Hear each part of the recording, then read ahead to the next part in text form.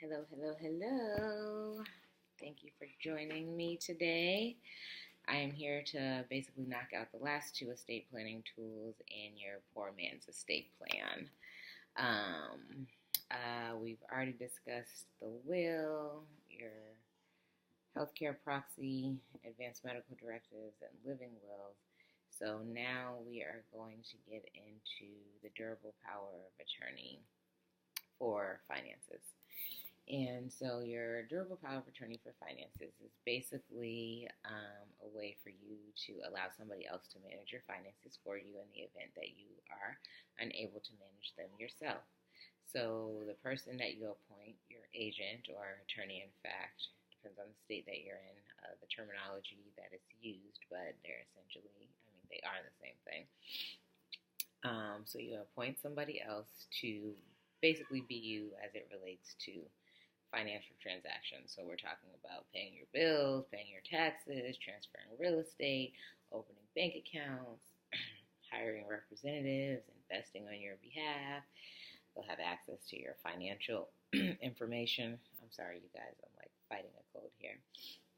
They can buy insurance for you, anything that you can do as it relates to your finances for yourself. And so the power can be springing or current. So to have a springing power means that you create the document, the durable power of attorney, you appoint an agent, but their power to act on your behalf does not come into fruition until actually your incapacitation. This document dies with you. So once you die, the principal, you are the principal when you're appointing an agent, but once you no longer cease to exist, you can't have somebody representing you on your behalf as far as your finances are concerned. That's when your other estate planning tools come into play.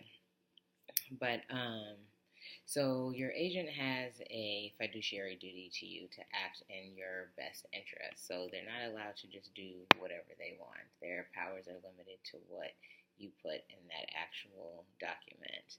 And they can't act against you. So they are not allowed to engage in transactions which would benefit them to your detriment, things like that. One of the good things about the power of attorney, just like the advanced medical directives, is this document is normally provided by your state. On your state's government website, you can usually find the state form for the power of attorney. You don't have to use this one, but it is very, very helpful because it avoids you having to go to find an attorney to have one drafted for you, and you know that it'll at least comply with all the your state's laws requirements as it pertains to the durable power of attorney for finances. You do want to have it signed, witnessed, and notarized. That's generally required across the board in order for it to be an effective document. And sometimes people put in I think we spoke about like springing interest and current interest.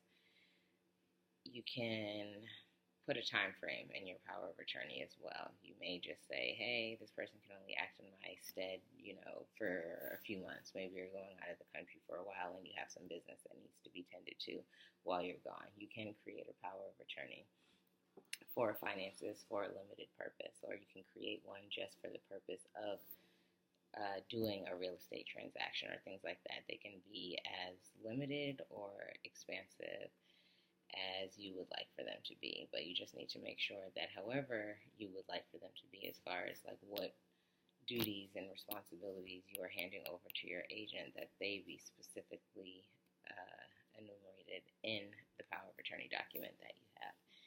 And that's pretty much it as it pertains to the durable power of attorney for finances. I saved the best for last, guys. The revocable living trust. Right. So you guys have heard of this concept of having a trust before, and most people probably think it is only for rich people who have lots of money. I'm here to dispel that rumor and let you know that you can have a living trust. I have a living trust. anyone can have a living trust, even if you don't have a shitload of money. So, living trusts have sort of become will substitutes at this point. It's a way for you to avoid probate. So they serve the same function as the will, except I'm sorry, I'm being distracted. Um, it serves the same function as the will, which is basically the disposition of your property to your beneficiaries. The benefit of the living trust is the document that goes into effect currently, right now, today. So you can create a document that creates the trust. You place all your assets inside of the trust. You decide who your beneficiaries are. If you have a living trust, I don't know if you guys can hear that sound too. Somebody keeps texting me. I'm sorry. Um, what was I talking about? The living trust. Okay, so you can place all of your assets inside of the trust, and then you create the ways in which you would want those assets to be distributed. So the difference between the trust and the will is the will only goes into effect when you die, and it's like a straight disposition of your property. It's like, hey, I have this, it has to go to this person. It's not like a working, living, breathing document, whereas the living trust is. So in this case, say you had your estate is valued at like $500,000 when you die, and you have a 17-year-old kid, okay? No, let's say they're 12, right? You have a minor child, 12 years old. Now, minors are not allowed to have that much property, that much money in their name as when they are minors. So, for one, you can't just distribute $500,000 to your minor child at death. You wouldn't even want them to have that because what are they going to do with it? Scared to answer that, right? So, you create the trust. You assign a trustee, which is somebody who will distribute your assets the way in which you wanted them to be distributed under your trust. So in the case of you having minor children, you may want this $500,000 to go towards their, health, education, welfare, come up basically, and the trustee can pay for those things, make sure that those things are taken care of, and then maybe at the age of 21 or 35, you think you would want them to have the rest of it, and then you can have it in your trust. That's how your assets are to be distributed. That up until my minor child reaches the age of 21, this money is only to be used towards their health, education, welfare, those types of things. At the age of 21, then they get the rest of it, something like that. So it's not a straight distribution of your assets. It allows you to have a little bit more control over your assets and where they go and just exactly how they are distributed.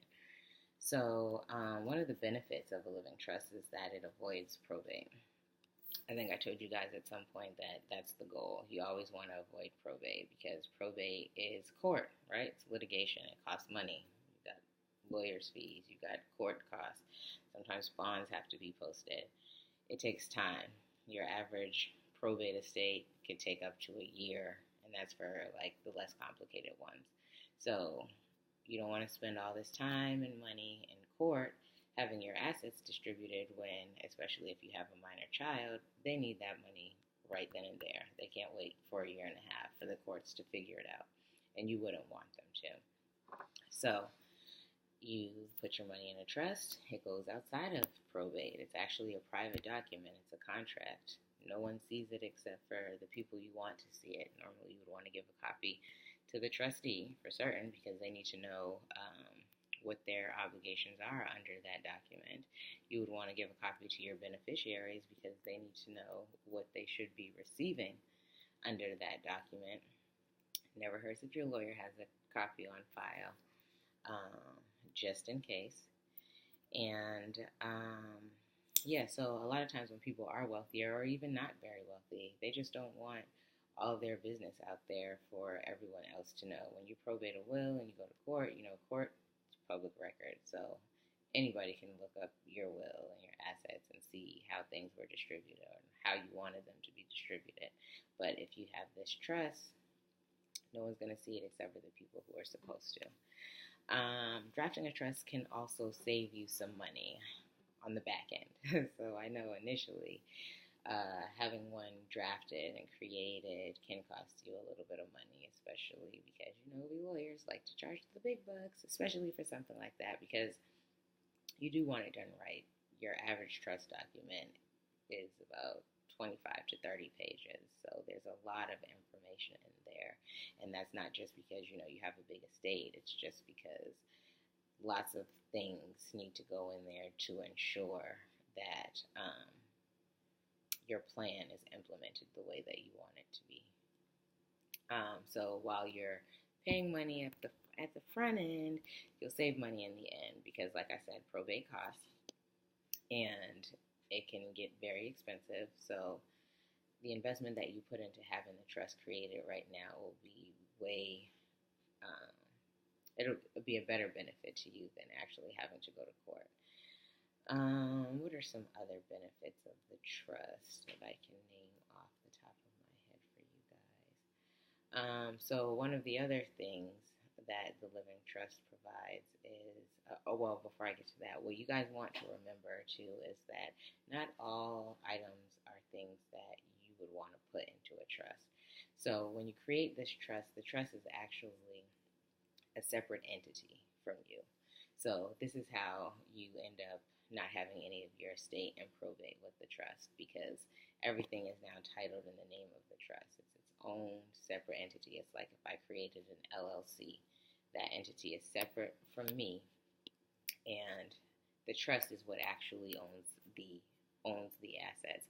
So there are some things that you can't title in the name of a trust, like a car, for an example. Most insurance companies will not insure a car titled in the name of the trust because it's not a person. So they need to have a person on the insurance policy because, that's just how it works. But assets that are good to go in a trust are something like a house, even some jewelry, heirlooms, definitely money. A lot of times people put the proceeds of their life insurance policies inside of the trust, as opposed to having it just go straight out to a beneficiary. Definitely don't just have it go to your estate, because guess where it's going? Right into probate. And you just want to, like I said, avoid probate at all costs. Some other probate avoidance techniques that I did want to tell you guys about are joint tenancy, putting property in joint tenancy with rights of survivorship. So if you own, let's say, a house with your brother or sister, and if that property is titled as between the two of you guys as joint tenants with rights of survivorship, then if you die, that property goes to your brother outright. It doesn't go into your estate. It does not belong to you at that point, because your brother was a survivor. It becomes his automatically.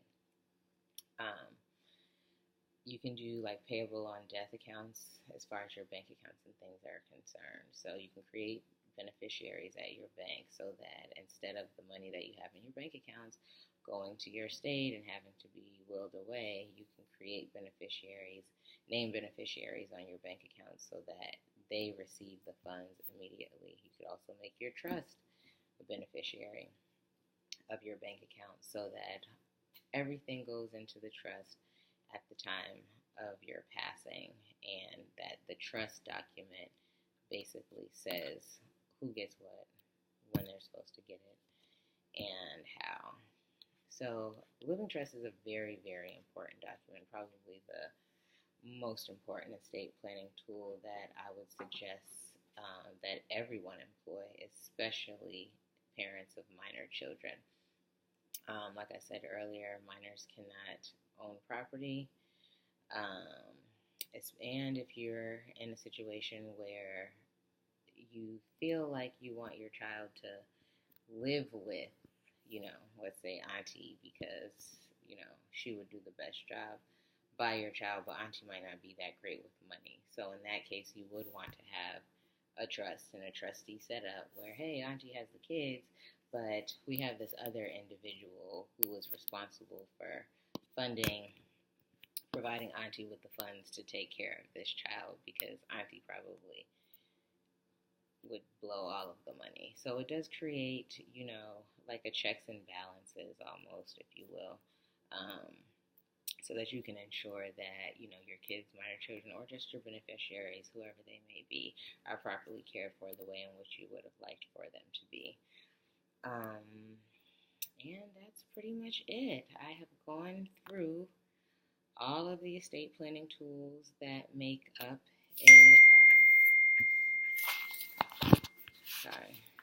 all of the estate planning tools that make up the poor man's estate plan. I think I got them all right. We did this last will and testament, living trust, powers of attorney, living will. Yes, and that makes a complete estate plan. Now there are other estate planning tools I mentioned to you, just some other probate avoidance devices. You can life insurance. I think I mentioned that.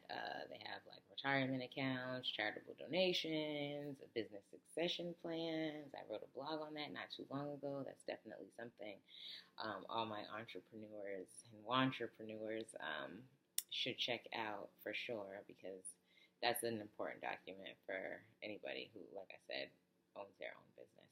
But yeah, guys, you have now been equipped with all of the tools to create your own poor man's estate plan. So now you have no excuses. Oh, I didn't tell you the tools to make your living trust, because that one is a little trickier. But now that you hopefully have an understanding of what the living trust is and what it does, it provides you with a little bit of insight on how to create one. But I'll give you a brief run through anyways. You're going to want to draft a document that says who you are, who your beneficiaries are, what your assets are, and where you want them to go, how you want them to be distributed, who you want to name as your trustee, your successor trustee, just in case your first trustee can't serve, won't serve, or dies before you do, that type of thing. And sometimes people use like banking institutions as their trustees, especially if their assets involve like investments, things like that. Sometimes you want to have some sort of financial expert playing that role. But for, all of us poor people, I don't think it's necessary. But yeah, so that's about it, guys. You have your poor man's estate plan. So if you need my assistance with any of these things, or if you'd like to book a family planning consult where we go over your individual circumstances and find out what you have going on, what your family life is like, and, what you want for the people who you will leave behind. And I'm sorry, I thought it went off. And I'd be happy to talk to you about it and get you guys all taken care of and all straight, so that your loved ones won't be tasked with the responsibility of cleaning up all your finances and figuring out what you would have wanted now that you are no longer here. They're already going to be going through a lot. You already know how that can be when somebody passes away. So you just want to be as prepared as possible, and you don't want to leave the stress and headache on those that you love the most. So let's just get it done, guys. Be proactive, be responsible, get an estate plan. Thank you for listening. I hope you learned something today and last week.